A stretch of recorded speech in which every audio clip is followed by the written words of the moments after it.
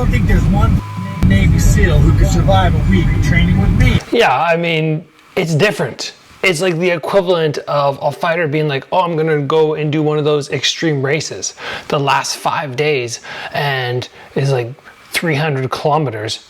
Your body's not built for that. If you take Navy SEALs, even though they're tough, you're still gonna have them struggle to be alongside Sean Strickland training. Today we're gonna be checking out sparring footage of a Navy SEAL versus Sean Strickland. One of my subscribers sent me a message, said, can you do a video on it? So here we go.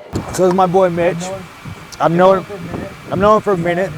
Solid dude. How many fights have you had? Like 17, 18, something like that. Yeah. 17 or 18 fights. So he's a former Navy SEAL. He's not somebody who maybe is in the same mindset that he was in the past, where you're doing those grueling days. I only really know about Navy SEAL stuff from movies, but man, it looks hard. But when you've had 17 or 18 fights, you can't be doing Navy SEAL stuff and being a pro fighter. So this guy, I would assume, is more of a pro fighter now than a Navy SEAL, former Navy SEAL. How long ago, I guess, is the question. Our training will simply just end your career, Sean. Yeah. I mean, if you're gonna head out and do what the Navy SEALs do, it's not gonna be good for you. Sean Strickland is a different type of fighter, I'd say, and maybe he is somebody who would go and train with the Navy SEALs and do all right, but it's like people comparing different things. It's like a baseline to show you how different things can get, how much harder they can become when you do something you're not used to, is taking a pro boxer or a high-level MMA fighter and putting them in bare-knuckle boxing. Look how well they do, how uncomfortable it becomes when all of a sudden you don't have a padded glove, you're getting hit with bare knuckle. It changes everything.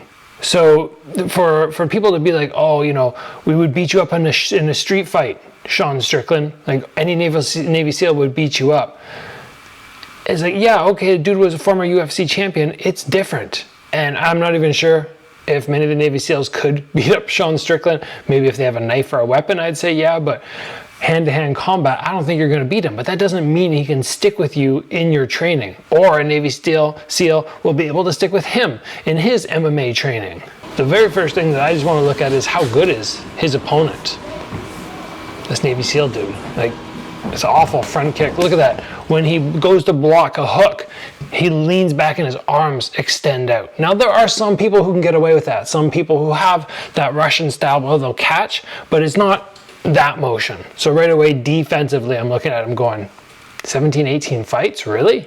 He's moving his head, but look at how he took that low kick. He got hit, he buckled, and one low kick already made it look like he's been low kicked for a whole fight. That's not a good sign, but again, your body gets used to certain things. Navy SEALs, I'm sure, are so tough in many ways, doesn't mean you're conditioned to the thighs.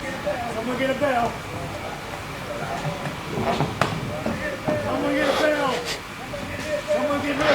So Sean Strickland wants his bell because he's going, from what I've seen in movies, they have the beach, the Navy SEALs are doing their training. If you want to quit, you go over and you ring a bell. That's a sign that I'm done, I'm out of Navy SEAL training. So he wants to make this dude quit, is what I'm picking up on. Not good punches. I don't want to knock you out, I want to make you quit. There we go, he just said it. He doesn't want to knock him out, he wants to make him quit. I can already tell, like skill level wise, it's very easy for me after, oh geez, so many years now of competing and training. I can walk in, look at somebody and go, this is probably how long they've been training, and here's the equivalent of their skill level. I don't want to take anything away from this guy, because if he's had 17 or 18 fights, he probably hasn't lost like all of them. But when I watch at him, I'm not going, wow, this is a good skilled fighter. He's probably a very tough man, very well conditioned man, but his technique is not great.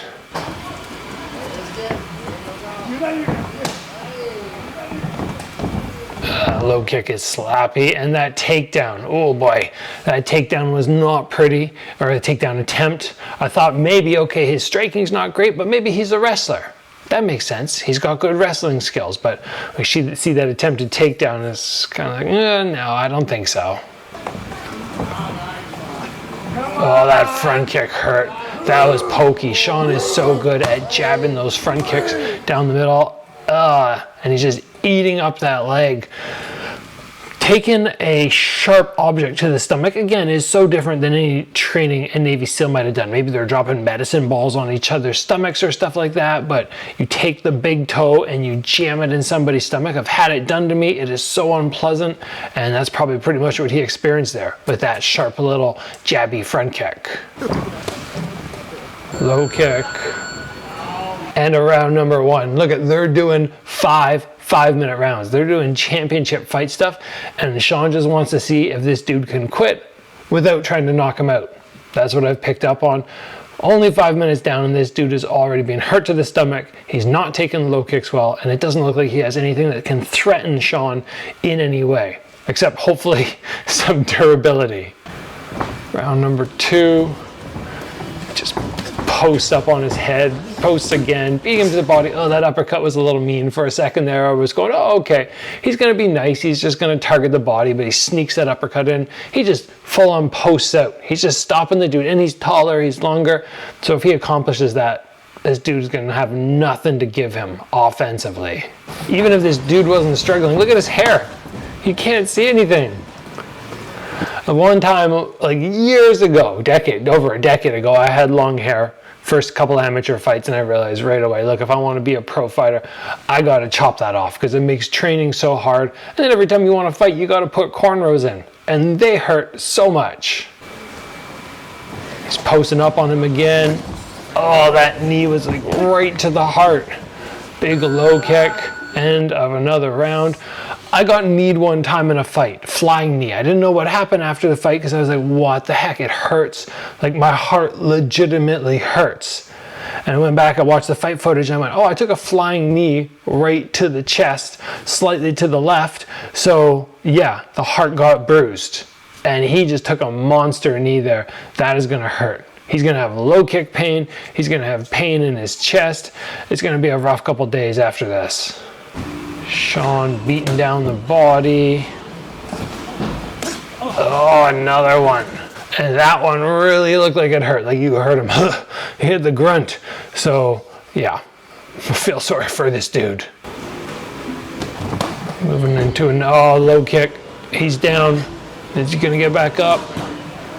I think Sean was surprised there. If nothing else, this dude is durable. To take a low kick, to get completely flattened out and get back up, most people would be like, yeah, give me my wheelchair. I'm not even walking for the next week. Low kick, and end of round 3. Here we go, round number 4, low kick. Low kick, he's checking. Look at how low his hands are. Oh my gosh, so that would be the easiest head kick KO ever. You low kick, you're like, yeah, the guy's hands are down. You fake the low kick, you look low. Remember, eyes make a difference. You look low, but you kick high. It's crazy how sometimes you look at the head and you hit the body. You look down at the leg, you kick the head. That would have been lights out there. So Sean, in spite of making this dude work, he's being nice right now. Body shot. He crumples. Tells him to get back up. And he does. Oh, glutes.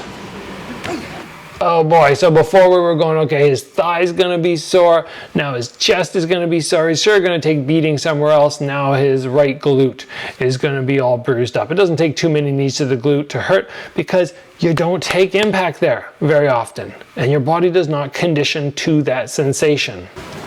So the final round, he's rolling, uppercuts, what the heck? That just looked like he was doing some bag work training. Boop, boop, boop, boop, boop. The dude didn't even switch. Like Mitch didn't even switch his hands to protect his head. He was so focused on probably protecting the body from getting hit so many times. Uppercut, uppercut. He gets the body. That's what he didn't want. But look at him. I don't know how you go down and get back up every time. That used to blow me away about the Japanese fighters. We would watch old Crush events. Like some of the K1 fighters would go to this other promotion, they'd fight as well. And you see these Japanese guys, they'd get knocked down with a low kick and they'd look like, they'd roll around in pain, they'd get back up. And they'd do that 2 or 3 times. They're like, why are you even going down? Like if you can get back up, why are you going down? But yeah, this dude he's durable. He's hurt, but he's durable. Here we go, very end. And Sean, probably tired of being like, oh man, this guy's still here. He tosses that head kick up just before the end of round 5. So this former Navy SEAL, yeah, he doesn't hold a candle to a former UFC champion. And why would he? He shouldn't. So it's hard to say sort of what my opinion is. I think just so many people get so bent out of shape about what would happen if this guy who's in a completely different field fought this guy. Even putting boxers and MMA fighters up against each other. A lot of people don't realize how different that is. MMA fighter versus kickboxer. Muay Thai fighter versus kickboxer. Those are close, but there's still a difference. So to go to a Navy SEAL, like some of the toughest dudes in the world, if you put two guys out on a field with weapons, we know who's going to win, but if you put them in a cage, you put them on the street and it's fighting, and you have somebody like Sean Strickland who is a specialist in hand-to-hand combat. We're not talking weapons, we're just talking hand-to-hand combat. And there's always an argument for, of course, maybe the Navy SEAL knows things like throat chops or eye gouges and stuff, but guess what? You don't think Sean Strickland can figure that out in an instant? So people who are challenging these top tier fighters, they don't realize how hard it is, right? We watch somebody like Sean Strickland, maybe in his last fight against Costa, Paulo Costa, and we go, oh yeah, he doesn't look as good as he should have. Or Costa, you know, oh, he doesn't look as good as he used to. He's done, he's finished. You know, you guys don't recognize that when you have two people who are on the same level, they're so close in skill level, you don't always look great because you're fighting somebody who's great. If you bring in somebody who, you know, former Navy SEAL, he has some MMA fights, and you put him against a former UFC champion, you see the difference in pedigree. And that's all this is. So it was fun to watch, and to my subscriber who sent me a message and said, please make a video on this, sure. Yeah, I appreciate it. And everybody else is welcome to do that as well. If you have something you want me to do, if I have the time in the day, I will get it covered. Hope you guys enjoyed this episode. As always, train hard, and I will see you back here soon for another video.